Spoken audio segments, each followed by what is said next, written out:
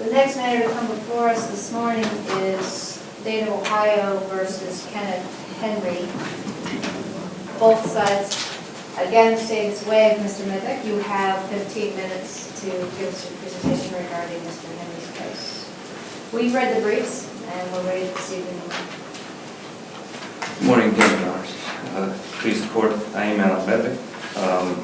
I represent Mr. Henry in this appeal. We have raised 4 issues on the appeal. First, regarding the improper admission of hearsay statement by the child victim in this case. In this case, that hearsay statement being a written letter, which was written a day or several hours, significant amount of time after the event occurred. Secondly, again, an insufficiency argument regarding the failure to demonstrate penetration as to the rape charge. Related to that, the trial court erred in failing to give instruction on the lesser included charge, gross sexual imposition, at defendant's request. And finally, I believe there was an error. The trial court erred in imposing a sentence, basically, for lack of a better word, imposing a trial tax upon the defendant for going to trial. I would briefly address the first issue regarding hearsay. The trial court permitted this letter to be entered as an excited utterance. It does not qualify as an excited utterance. It was taken a significant amount of, the written statement was given a significant amount of time after the fact. And what was significant? Well, how much time was I believe we were talking a matter of at least 12 hours, possibly more. And that she had already been relating this issue to her friend. The friend's mother came over and asked her about the event and had her write out a statement when she was not speaking about it, when she was having trouble speaking about the event, about the occurrence. The friend's mother had her write the statement out, and having had time to reflect and to prepare that statement, and to having had repeated it,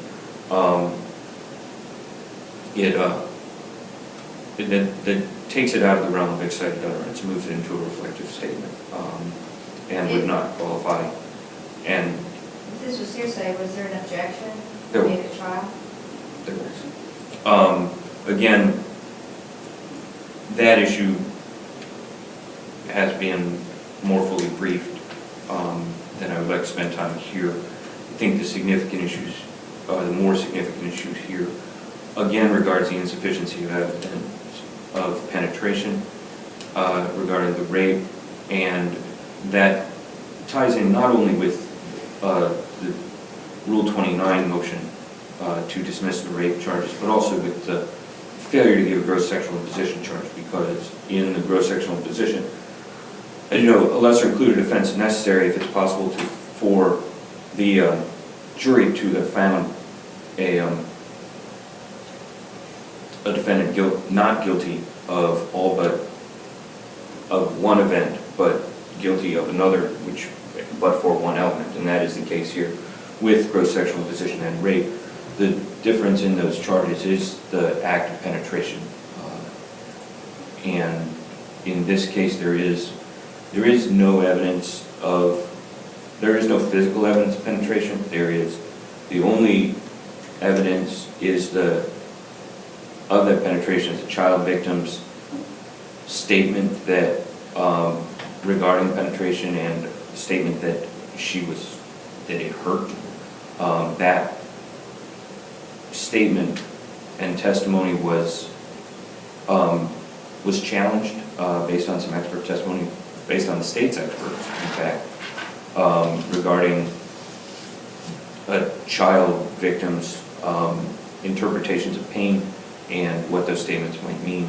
And there was no while there was DNA evidence found on some of the outside, on the clothing of the victim and outside the vaginal area, there was no evidence of physical penetration in the examination. There was no DNA evidence on any vaginal swabs or any internal evidence of that, and therefore I would argue that there was insufficient evidence of penetration to sustain the verdict of rape, but at a minimum, a GSI charge was required to allow the jury an opportunity to find a lesser included offense. Without such a charge, I believe that it lends itself to steering a jury in the wrong direction. If they believe that he had done something, but they're not given the opportunity to find him guilty of the proper offense,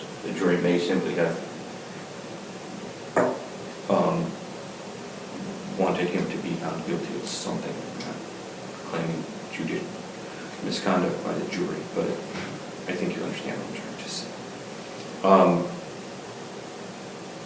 Finally, the trial judge in this case at the start of trial, or in the pretrial conference before trial commenced, indicated to Mr. Henry that if he was found guilty of rape, he would receive basically a maximum sentence, a 25 years to life charge.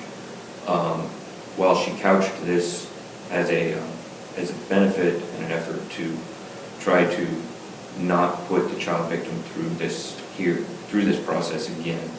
I think that this court's recent decisions, in particular State versus Turner, which I think relied on some similar language from a Summit County judge, implies that this was a trial tax, for lack of a better word, that the judge was attempting to force a settlement and a plea negotiation of this matter, and at the conclusion of trial, true to her word, when Mr. Henry was found guilty of rape, she imposed that maximum sentence exactly as she stated she would, and I think she referenced back to her earlier statements. Were there mandatory minimums? And I think they were mandatory max. I think she gave him as much time as he could get and ran it concurrent. Consecutive, in order to give him as much time as he could. So you're saying really what her trial tax was by running them consecutive? By not only running them consecutive, I think that she gave him absolutely as much time as she could. I think when I said mandatory. So it's not mandatory? No, I think when she said mandatory maximum, I meant that's as much as she could give him. She couldn't go beyond that. There wasn't a minimum? It was not a mandatory sentence? No, we are not talking about a mandatory. I don't think we're talking about a mandatory sentence here. In fact, I think if you look at the record, I think it's my recollection that the prosecutor actually corrects her as to exactly how much time she was allowed to give him. That I don't believe we're talking about mandatory minimums here.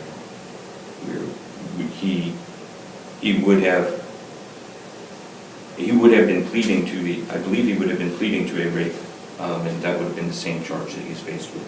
Well, the reason why I keep asking this is because Sure. the state says in its brief, under 297103, blah, blah, blah, the court was required to impose a minimum term of 10 years and a maximum of life imprisonment and to receive the statutorily mandated sentences. Yeah, but those sentences could have been run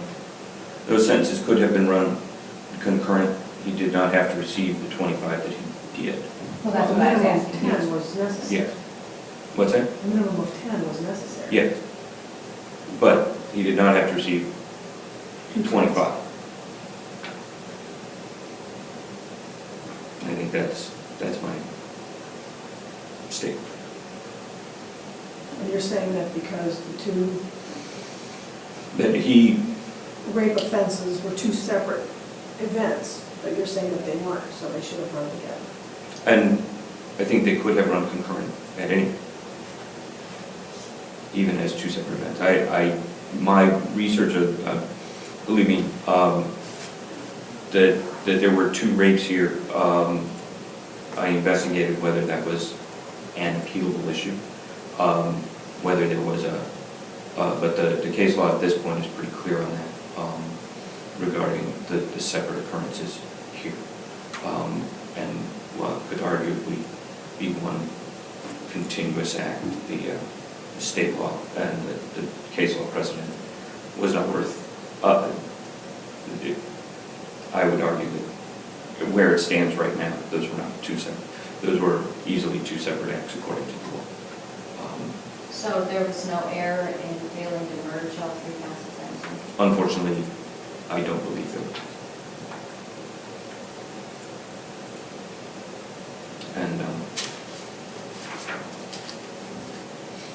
And I think that's what I have on this one as well.